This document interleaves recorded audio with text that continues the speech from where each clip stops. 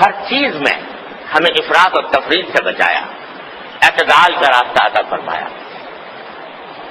لہذا ہمارے دین میں یہ فرمایا گیا ہے کہ بندگی کا مطلب ہی یہ ہے کہ جو کچھ کہا جا رہا ہے اس پر عمل کرو، اپنی طرف سے کوئی نئی چیز مت نکالو، جو بات جس درجے میں ہے اسی درجے میں رکھو، اس سے آگے نہ بڑھو۔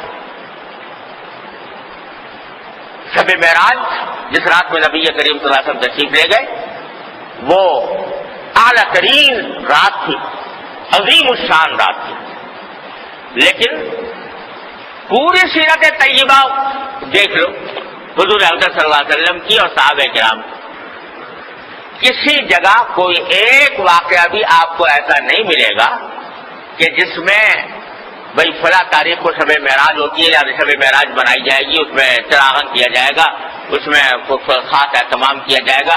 کہیں حضور کی سیرت طیبہ میں صحابہ کرام کی سیرت طیبہ کا ہی نہیں ملتا۔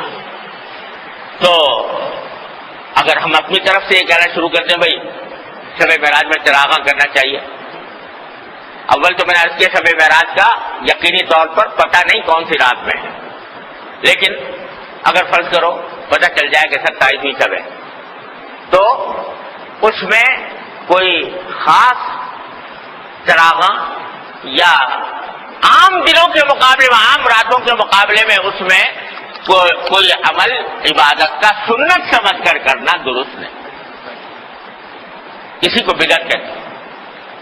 لیکن ہاں ہر رات جس رات میں بھی اللہ تعالیٰ توفیق عطا فرما دے عبادت کی، اللہ تعالیٰ کا انعام ہے اور بہت بڑی فضیلت کی چیز ہے۔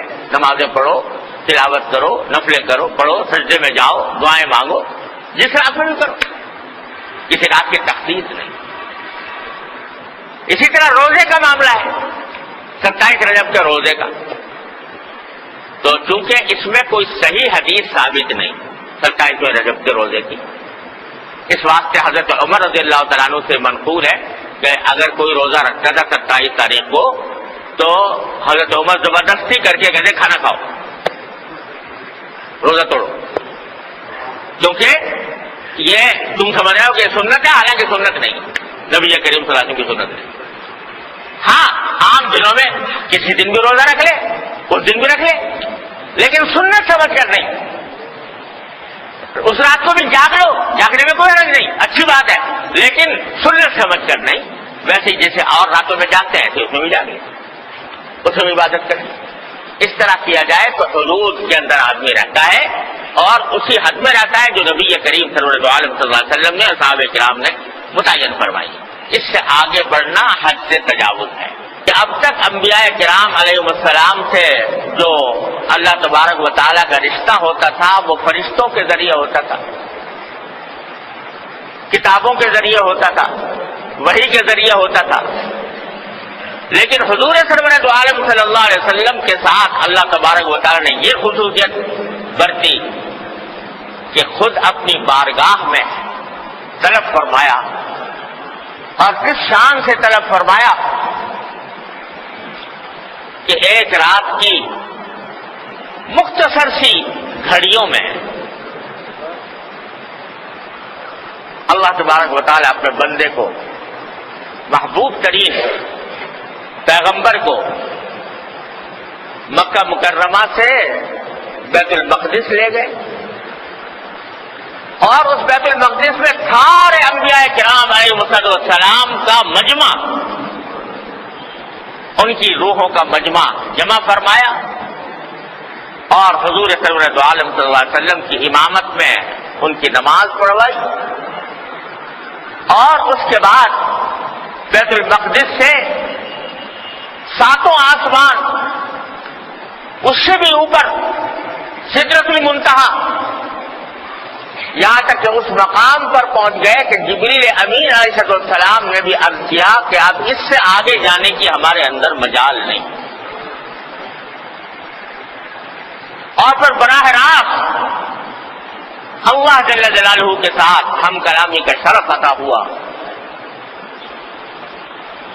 کیا باتیں ہوئی، کیا گفتگو ہوئی، کیا راز و نیاز ہوئے میان عاشق و معشوق رمدیز کرامن کاتبین را ہم خبر نے. اللہ تبارک و تعالی اور محبوب صلی اللہ علیہ وسلم کے درمیان جو راز و نیاز کی باتیں ہوئی فرماتے ہیں کرامن کاتبین را ہم خبر نیز. وہ فرشتے جو انسان کے نامہ اعمال لکھنے کے لیے ہر وقت موجود رہتے ہیں ان کو بھی پتہ نہیں، اس لیے کہ اس مقام پر پہنچے تھے جہاں فرشتوں کے بھی پر جلتے ہیں، جہاں فرشتے بھی پہنچ نہیں سکتے، اس مقام پر پہنچے. کیا گفتگو ہوئی، کیا باتیں ہوئی، اللہ تعالیٰ ہی جانتا ہے، اللہ کے رسول صلی اللہ علیہ وسلم ہی جانتا ہے. البتہ جب واپس آنے لگے تو اللہ تبارک و تعالی نے ایک تحفہ عطا فرمایا. یوں لگتا ہے واللہ عالم تو حضور سرور دو عالم صلی اللہ علیہ وسلم نے جب بارگاہ الہی میں باریابی ہوئی تو شاید اللہ تبارک و تعالی سے یہ عرض کیا ہو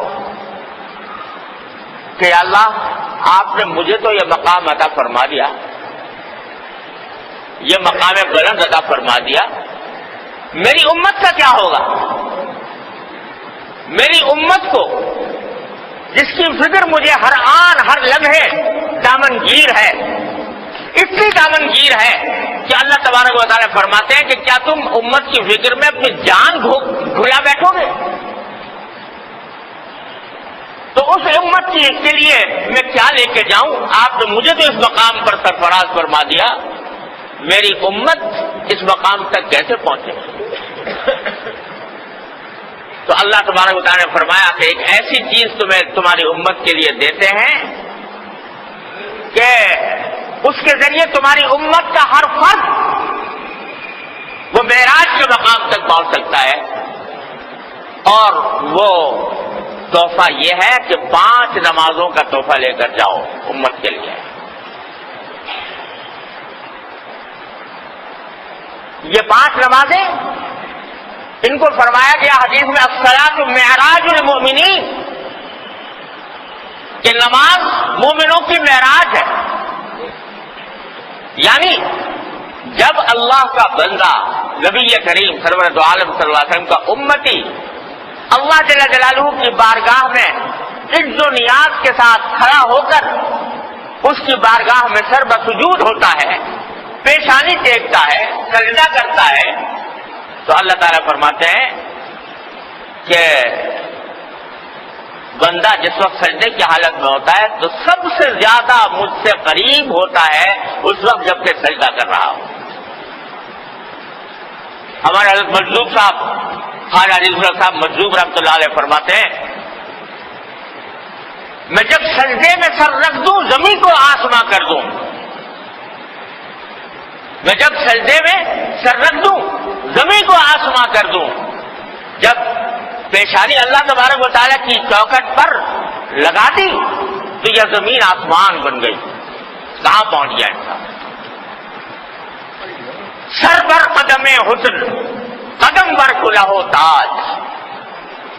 سر بر قدم حسن، حسن کے قدموں پر سر. حسن تو حقیقت اللہ کا حسن ہے، اللہ جل جلالہ کا حسن ہے. اس کے قدموں پر سر ہو تو سر بر قدم حسن قدم بر کلہ تاج. جس نے اپنا سر حسن کے قدموں پر رکھ دیا، اللہ جل جلالہ کے قدموں پر رکھ دیا، اس کی چوکٹ پر رکھ دیا، اس کے قدم تاج و تخت کے اوپر ہوتے ہیں. سر بر قدم حسن قدم بر کلہ تاج. دیوانہ بڑی شان سے دیوانہ بنا ہے. تو بات یہ ہے کہ ہم لوگ سجدے کی قدر نہیں پہچانتے، سجدے کی حقیقت نہیں جانتے، سجدے کو سجدے کی طرح ادا نہیں کرتے. اس کی وجہ سے سجدے کی نہ لذت محسوس ہوتی ہے نہ سجدے کے آثار محسوس ہوتے ہیں. لیکن اگر ایک مرتبہ پیشانی ٹیک کر دھیان سے کہہ دو سبحان ربی الاعلی، پاک ہے میرا وہ پروردگار جو اعلیٰ ہی اعلیٰ ہے، اعلیٰ ہی اعلیٰ ہے۔ دیکھو سجدے کی حالت میں سکھایا گیا سبحان ربی الاعلیٰ کہنا، رکوع میں کیا کہتے ہیں؟ سبحان ربی العظیم۔ حالانکہ رکوع کے اندر آدمی بلند ہوتا ہے نسبتاً زمین سے، اور سجدے میں بالکل زمین سے جا کے مل جاتا ہے۔ سب سے نچلی حالت سجدے کی ہوتی ہے، اس نچلی حالت میں کلمہ جا رہا سبحان ربی الاعلیٰ، پاک ہے میرا وہ پروردگار جو اعلیٰ ہی اعلیٰ ہے، جس کی شان بلند ہی بلند ہے۔ تو کیا کہا جا رہا ہے کہ اس اعلیٰ کی چوکھٹ پر میں نے اپنا سر رکھا ہے۔ تو اس کی چوکھٹ پر جب سر رکھا ہے تو وہ اعلیٰ ہے، اس اعلیٰ کی چوکھٹ پر سر رکھا ہے، تو اعلیٰ ذات جو ہے وہ میرے اس سر پر رکھنے کو رائگاں نہیں جانے دے گی، بیکار نہیں جانے دے گی۔ اسی لیے فرمایا گیا کہ سجدے میں خاص طور سے نفلی نمازوں کے ساتھ دعائیں بھی کی جا سکتی ہیں، جو نبی کریم صلی اللہ علیہ وسلم نے دعائیں تلقین فرمائی ہیں یا قرآن میں جو آئی ہیں دعائیں، وہ ربنا آتنا فی الدنیا حسنۃ وفی الآخرۃ حسنۃ وقنا عذاب النار، یا اور دوسری دعائیں۔ تو سجدے کی حالت میں دعا کرنے کا اور ہی لطف ہے۔ تو اللہ تبارک و تعالیٰ نے امت محمدی علیہ صاحب الصلاۃ والسلام کے لیے شب معراج میں یہ سجدوں کا تحفہ بھیجا۔ اللہ تبارک و تعالیٰ اپنے فضل و کرم سے، اپنی رحمت سے ہم سب کو حد سے تجاوز سے محفوظ فرمائے، اور معراج کا جو سبق ہے اللہ تبارک و تعالیٰ اس کو ذہن نشین کرا کر اس پر عمل کی توفیق عطا فرمائے۔